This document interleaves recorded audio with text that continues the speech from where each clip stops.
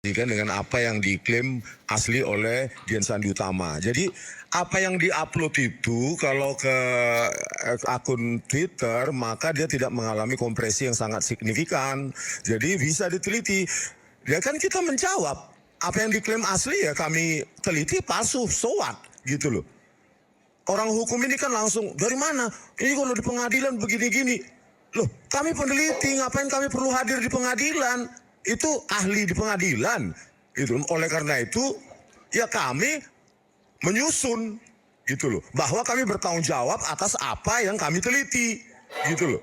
Mana bantahannya Bareskrim? Nanti kami tunggu bukunya atau pihak Jokowi lewat ahlinya. Ya, mungkin 200 atau 300 halaman, mudah-mudahan banyak yang beli gitu loh. Supaya edukasi. Tadi yang awal saya ceritakan bahwa ya kepalsuan dokumen analog itu bisa diperiksa, dilakukan secara digital forensik. Hitler's Diaries dan Killian Document. Polisi ya apalah gitu. Masa bukti kami itu dianggap sekunder sementara yang primer nggak berani ditampilkan, cuma fotokopi. Itu kan publik nggak bakal pernah percaya sampai kiamat itu. Ya, kami disuruh percaya Bareskrim hasilnya identik, tetapi kami lakukan analisa kami secara terbuka. Dibilang itu kan dari medsos. Dia sendiri cuma menampilkan fotokopi. Itu loh. Jadi jangan digiring-giring kami ada bohir, ada siapa Pak Jokowi bilang ada apa itu tokoh besar lah, partai politik lah. Jangan fitnah Pak Jokowi. Ya, Anda menuduh kami fitnah, tapi Anda dengan santai memfitnah kami. Buktikan kalau kami dibayar, Pak Jokowi. Oke, ya. Baik. Buktikan kalau kami punya pendana. Oke, baik. Buktikan kalau ada tokoh politik. Jangan fitnah. Oke. Terima kasih. Kita beri tepuk tangan untuk Bung Rismon. Saya ke Bung Reli, silakan Bung Reli sekaligus membantah apa yang disampaikan Bung Rismon. Ya, tadi kan sudah disampaikan oleh Bung Rismon, oleh Bang Roy. Jadi ini proses kan sudah diserahkan kepada penegak hukum. Tahapan selanjutnya ya tinggal Bung Roy dan kawan-kawan ikutin saja proses hukum selanjutnya. Oke. Untuk apa bohir orang besar yang di belakang itu saya rasa nggak ada kata-kata bohir ya orang besar. Akumulasi apa yang disampaikan terkait apapun itu nggak ada. Ini sekarang tahapan sudah berjalan, proses hukum telah berjalan, tinggal nanti kawan-kawan ikutin kan tahapannya sudah naik ya. Oke. Kalau nggak salah Bung Farhat juga mengikuti kan dan Pak Arianto. Jadi kan kawan-kawan juga sudah melakukan upaya pembantahan nanti di itu ranahnya penegak hukum. Terima kasih. Oke. Kita beri tepuk tangan. Bung Reli, saya ke Dr. Tifa dulu silakan. Baik, terima kasih. Ini closing remarks saya ya. Saya ingin sampaikan kepada masyarakat Indonesia bahwa proses verifikasi terkait dengan riset kami terus berjalan. Dan saat ini kami sudah menyusun buku yang berisikan riset-riset yang kami kerjakan, kami bertiga kerjakan bersama dengan teman-teman yang lain, itu kami bukukan dan akan kami publish secara internasional terkait dengan verifikasi data riset kami dengan 3 ilmu kami ya, baik dari ilmu telematika, digital forensik maupun neurobehavior yang saya kuasai. Ini akan menjadi sebuah buku yang menjadi sejarah bagi bangsa ini. Intinya sebetulnya kenapa kami melakukan ini, karena kami ingin membersihkan ruang publik dari hal-hal yang bersifat kabut, hal-hal yang bersifat tidak clear ya, dan ilmiah di situ hadir untuk membersihkan semua kabut tersebut ya. Dan kemudian berikutnya lagi saya juga akan update bahwa kami juga sudah bicara di level internasional, sudah bicara di Human Rights Watch, sudah bicara di Amnesty International, sudah bicara dengan beberapa kepala negara di beberapa negara penting ya, termasuk Presiden Amerika Serikat melalui surat.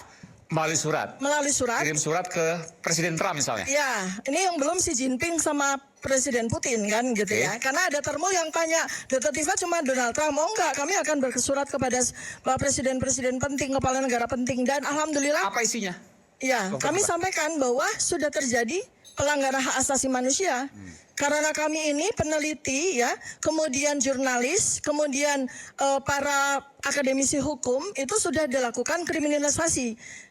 yang kami lakukan ya itu dilindungi oleh Undang-Undang Dasar 1945 pasal 28 dan Undang-Undang Keterbukaan Informasi Publik, dan ini juga ada perlindungan undang-undang internasional. Maka kami bicara ke level internasional. Dari semua itu misalnya apakah human rights atau mungkin bahkan lembaga presiden di Amerika Serikat ada respons? Sudah memberikan respons. Dari siapa? Sudah memberikan respons dari senator Amerika Serikat sudah memberikan Bisa respons sebutkan dengan namanya? baik. Apa? Saya tidak hafal ya, ada di situ ya. Suratnya sudah ada di situ. Isinya apa? Dari senator Isinya itu? sudah saya publish juga kan, isinya kan banyak. Di antaranya boleh disingkat misalnya apa? Coba Bang Rizwan di ini. Kemudian Human Rights Watch juga 5 negara juga sudah memberikan respon. Kemudian Amnesty International juga sudah memberikan respons. Jadi nanti tinggal audiensi. Tinggal audiensi. Iya. Termasuk juga dengan senator itu mungkin akan audiensi. Iya, akan ada, karena kami sudah membangun aliansi juga dengan diaspora 25 negara. Jadi nanti kebetulan chairman-nya ada berkedudukan di California, sehingga beliaulah yang nanti akan audiensi dengan pihak otoritatif dari Amerika Serikat dan menyusul negara-negara lain. Ya, jadi Senator Alex Padilla itu sudah memberikan respon mewakili pemerintah Amerika Serikat.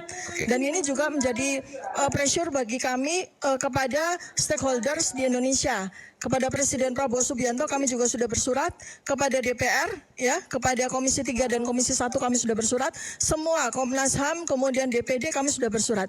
Kalau internasional sudah memberikan respon, kenapa Anda semua belum juga memberikan respon? Ya, itu yang kami sampaikan. Baik. Silakan. Ya, Mas Aiman, saya pikir malam ini lawan saya ini orang luar biasa semua, tapi biasa-biasa aja kalau saya lihat ya. Dan terlalu banyak ngomongnya gitu, sampai saya pikir udah ngomong di dunia internasional ke PBB kemana baru ngirim surat toh. Ya mudah-mudahan kalau senator Amerika nanti nonton hasil malam ini mungkin menyesal dia ngirim membalas suratnya, kira-kira seperti itu. Kemudian saya melihat mereka ini bukannya menyadari, makan malam ini semakin tidak sadar-sadar. Bukannya bertobat, malah nggak ada tobat-tobatnya, nggak ada kapok-kapoknya. Dan saya minta mereka ini menghentikanlah cara-cara memperbodohi rakyat Indonesia dan mengadu domba seorang bapak bangsa, Presiden Negara Republik Indonesia yang ke-7, ya, yang telah berhasil, yang saya katakan merupakan pahlawan tol. Sedangkan jangan kalian menjadi pelawan tolol, ya, dengan cara-cara mempermalukan seperti ini. Dan saat ini laporan daripada Pak Presiden, mantan Presiden langsung sudah berjalan. Kemudian laporan dari Pak Paiman juga sedang berjalan juga dari pemberasannya dan ujaran kebencian dan pencemaran nama baiknya. Nah, itu sudah jalan. Kita minta juga kepada Pak Kapolda Metro Jaya untuk jangan lama-lama. Mereka-mereka ini jangan dibiarkan berkeliaran seperti ini, mempermalukan lagi. Langsung aja. Ini harapan daripada kita. Karena bukan kita jahat, tapi karena kita berharap stop kejahatan mereka. Hentikan kejahatan seperti ini. Mereka berbicara tentang konstitusi dan ujaran kebencian dan pencemaran nama baiknya. Nah, itu sudah jalan. Kita minta juga kepada Pak Kapolda Metro Jaya untuk jangan lama-lama.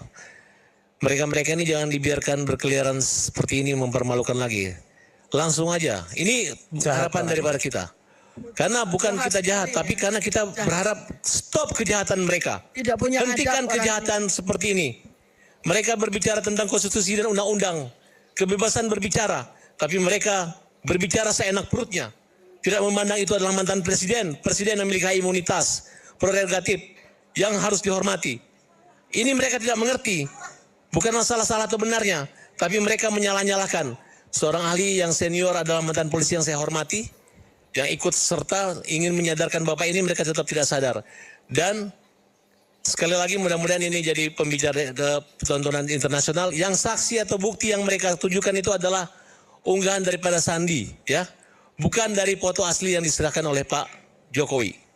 Jadi mudah-mudahan dalam waktu dekat segera, jangan terlalu banyak saksi Pak Kapolda, jangan terlalu banyak tersangka. Cukup yang jelas-jelas, yang berani aja, yang nekat-nekat aja di proses hukum. Itu aja dari saya. Demikian. Terima kasih. Baik. Mas Roy sekarang silakan. Oke. Malam hari ini sebenarnya kuncinya hanya satu, ya. Kalau kita berani berkata benar, maka kita harus jujur. Nah, jadi saya malam ini mengajak semuanya untuk berkata jujur. Karena kalau Anda berani jujur, itu berarti bagus, Mas Aiman. Nah, biar gampang saya buka aja kaosnya. Ini merupakan simbol kota Jogja, ya. Kota di mana Universitas Gadjah Mada itu berada, ya. Kota di mana Universitas Gadjah Mada itu juga berasal dari Keraton Ngayogyakarta Hadiningrat ketika pertama kali kuliah itu juga di keraton. Jadi kita juga tiap tahun tuh mencoba merefleksikan niat kita, ya, untuk mengajak semua itu jujur. Prof. Sofyan Effendi pun sebenarnya ketika habis niti laku beberapa waktu yang lalu pun sudah berkata jujur. Tapi ya kita tahu akhirnya ya adalah represi yang beliau terima selama lebih dari 12 jam. Mas Aiman, ada satu lagi. Saya mengirim gambar usia 80 tahun Bang Adi. Ada nggak ya? Bisa tampil nggak? Gitu. Ini juga kelucuan lagi. Sayang banget ya, kampusku, kampus Universitas Gadjah Mada, itu sekarang kok malah ya, yang gambarnya rencana acara 80 tahun Pak Asadi Siregar, ya. Nah, ini. Ini lucu sekali, teman-teman. Awal bulan ini dosen saya asli, Bang Adi namanya, Pak Asadi Siregar. Insya Allah orang Indonesia masih kenal yang namanya novel Cintaku di Kampus Biru. Itu menjelaskan tentang kehidupan di Kampus Biru, Kampus Universitas Gadjah Mada. Ya, bintangnya kebetulan waktu itu namanya mirip dengan saya, tapi lebih senior, Roy Martin, ya, sama Raisita Supit. Nah, Bang Adi akan merayakan ulang tahun ke-80, Mas, sama dengan Prof. Sofyan Effendi. Dan ternyata ditolak oleh UGM. Padahal ini dosen senior. Mau menegakkan acara di kampus di Balerung ditolak. Karena apa? 80 tahun Asadi Siregar, judulnya adalah Kampus Biru Menolak Ayah. Kudet banget, kurang update. Ya, para petinggi di UGM itu menolak ayah ini bukan siapa-siapa. Ini judul novel terbarunya dari Bang Asadi Siregar. Kampus Biru ya karena cintaku di Kampus Biru. Jadi salah paham. Lucu banget ini kampus ini. Saya sedih sekali Mas Aiman. Ya, kampus saya, kampusnya Dr. Tifa, kampusnya Dr. Resmond. Kampus tercinta kita. Kampus tercinta kita dan katanya tadi kampus yang orang yang sudah diusir keluar tadi. Ya, ya. Itu ternyata pikirannya sekarang sangat katrok, sangat kudet gini. Nah, satu lagi. Bagi orang yang nggak paham nggak apa-apa. Wayang ini adalah seni luhung adiluhung. Dan di Indonesia sudah sejak zaman dulu wayang itu memang digunakan untuk mengkritisi. Memang wayang itu mulai dari ada wayang Purwo, wayang Wadya, wayang Waseso, ada namanya wayang Suluh. Wayang Suluh itu isinya tokohnya Bung Karno, Bung Hatta dan lain sebagainya. Biasa wayang itu untuk mengkritisi. Jadi jangan biarkan kepicikan otak untuk menilai ini, wayang ini. Biasa kalau ada orang mengatakan bahkan wayang itu untuk agama. Ada namanya wayang Wahyu. Itu tokohnya ada Yesus Kristus, ada Bunda Maria dan lain sebagainya. Jadi kalau orang mengatakan sesuatu dengan kritik dengan wayang, biasa. Bumi goncang-gancing, langit kelap-kelap. Alkisah di negara Wakanda, ya. Ada dulu yang namanya Petro, sekarang mengerahkan para termul. Ini termulnya. Nih, kemarin ada yang datang ke Rakyat Bersuara, rambutnya pakai kayak gini nih ada nih. Nah, termul, ya ada, ya. Kemudian sampai, nah ini termul ini banyak sekali. Wah, sampai jatuh termulnya. Ya, ini termul banyak. Yang ingin saya sampaikan apa? Kenapa dia harus banyak mengeluarkan biaya untuk termul? Kalau sebenarnya dengan mudah tunjukkan saja selesai, ya toh? Ngapain biaya mahal-mahal? Sekarang malah memfitnah. Ada sosok besar. Warnanya disebut biru. Tapi kenapa ini nggak biru, nggak hijau? Kalau di Madura, biru itu hijau. Ya toh? Jadi sekarang malah beliau-beliau ini difitnah. Ini adalah ya raja-raja yang dulu pernah menguasai. Dan apa? Sekarang malah mengerahkan kekuatan yang sangat besar. Buto galai. Jadi aparat malah digunakan untuk menyengsarakan rakyat. Ya, ini luar biasa. Jadi yang namanya Kanjeng Mas Multimedia Telematika ini sekali lagi memberikan saran kepada kita semuanya, Bapak Ibu semua. Sekali lagi, beranilah untuk jujur. Hai yang punya ijazah, beranilah untuk jujur sehingga kau akan menjadi contoh di masyarakat. Bumi gonjang-ganjing, langit gelap-gelap, Indonesia akan terbuka kalau ijazahnya ditunjukkan dan itu diuji asli. Tancap kayon, selesai. Oke. Silakan Pak Arianto. Baik, terima kasih. Saya terakhir jadi enak ini. Nggak ada yang Terakhir ada saran. Saya Apa, Pak? bicara kepada rakyat ini ya. Jadi pertunjukan ini tadi seperti sandiwara ya. Cuman bedanya kalau sandiwara kita ya, penonton itu semua punya asumsi bahwa yang ngomong-ngomong di atas itu hanya acting sesuai dengan sutradara. Ya. Enggak, jangan dibantah. Jadi ini ibarat sandiwara ya. Kalau sandiwara umum itu ya, itu kan yang nonton kan sudah berpikir bahwa itu acting karena sesuai dengan arahan sutradara. Sehingga ketika dia senang dan kemudian ikut-ikut itu begitu selesai, udah mereka bubar gitu aja. Kalau lucu, wah ketawa seneng. Tapi kalau itu ada orang mau berantem itu, kemudian setelah selesai nggak ikut-ikut. Tapi sandiwara yang sekarang terjadi ini, itu yang terjadi adalah mereka itu bukan pemain yang sesuai dengan sutradara, tapi sesuai dengan keyakinannya sendiri-sendiri. Jadi serius sekali ini tadi. Cuman sayangnya penontonnya itu ya akhirnya terbawa emosi. Karena apa? Penontonnya itu ada 3 kelompok, yang pro Pak Jokowi, yang anti Pak Jokowi, dan yang netral. Nah makin seru di sini ini, itu begitu selesai mesti yang di lapangan sana terjadi perpecahan antara yang pro dan kontra. Jangan gedek-gedek Pak, ini tadi barusan ada mau berkelahi. Itu kan contoh ya bahwa akibat daripada ini ya, yang terjadi sandiwara ini, saya anggap sandiwara ini ya kayak ini ya, itu akhirnya terjadi bukan kegaduhan di medsos tapi sudah kegaduhan di masyarakat. Inilah itu yang terjadi. Makanya saya terangkan ya pada rakyat ya. Ini kenapa gini ya? Ini terjadi karena adanya 2 kelompok yang pro dan kontra. Yang satu menuduh dengan vulgar, kamu palsu gitu kan.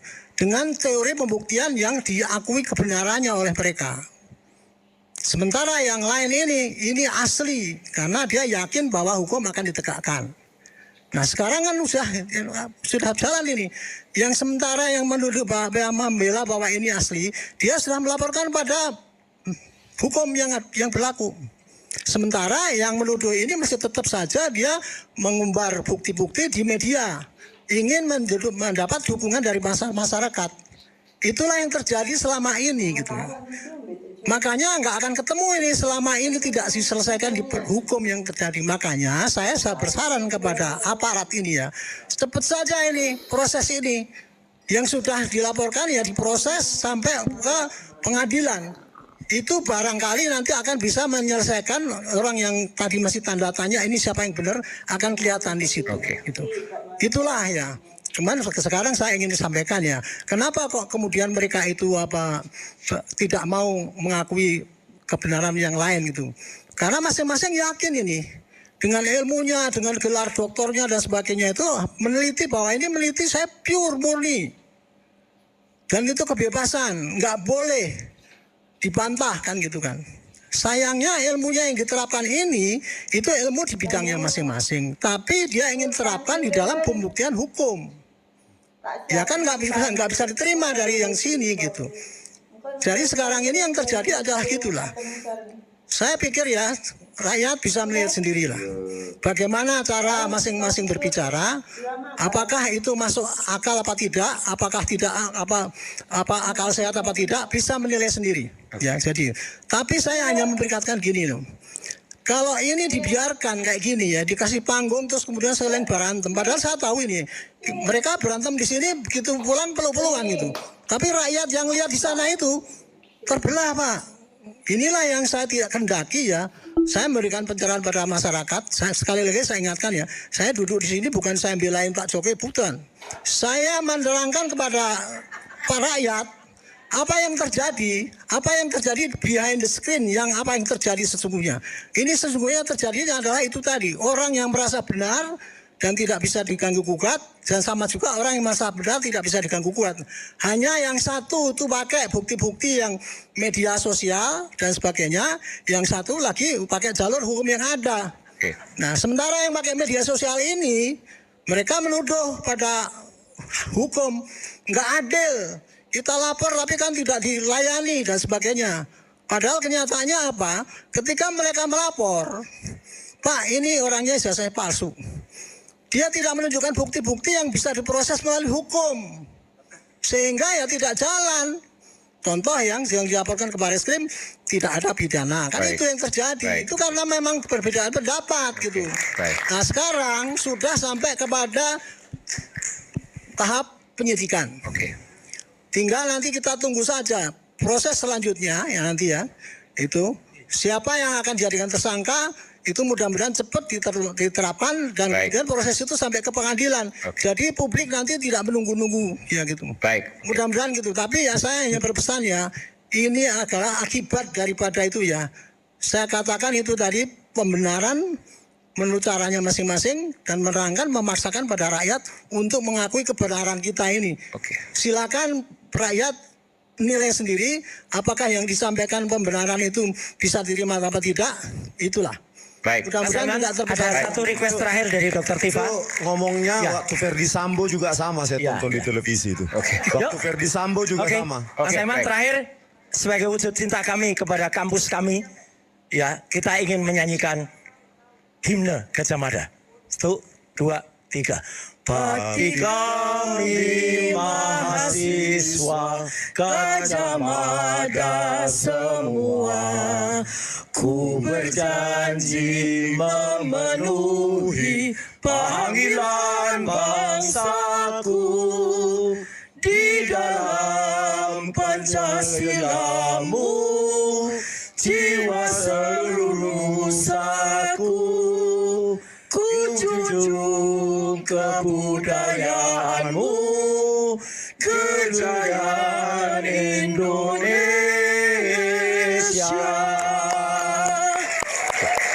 Alumnus UGM sekaligus terlapor dalam kasus ijazah